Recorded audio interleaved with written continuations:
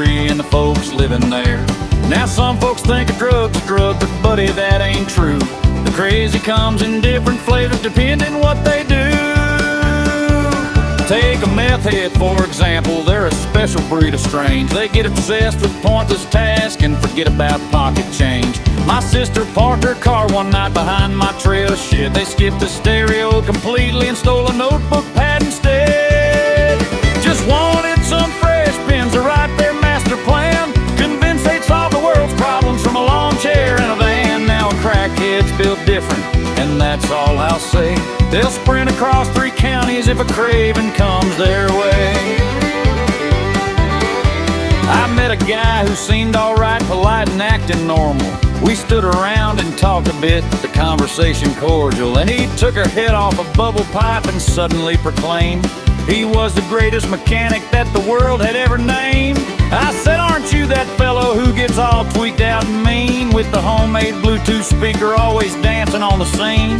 Well, that little comment hit him where it hurt the most, and next thing that I noticed, he had stolen my hat to dough. He stuck it on his head and swore that it belonged to him, and I could see the gears of madness slowly starting to spin. I thought, boy, you better hand that hat right back to me, but I was standing in tweaker territory, outnumbered 33.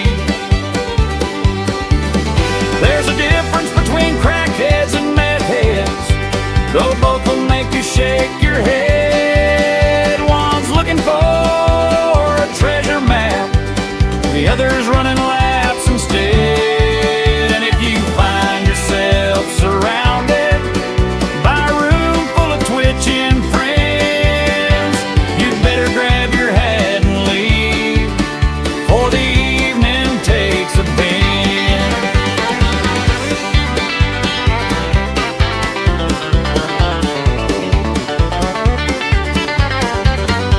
Well, I looked around the room and found a copper pipe nearby, and suddenly that hat of mine seemed worth a little try.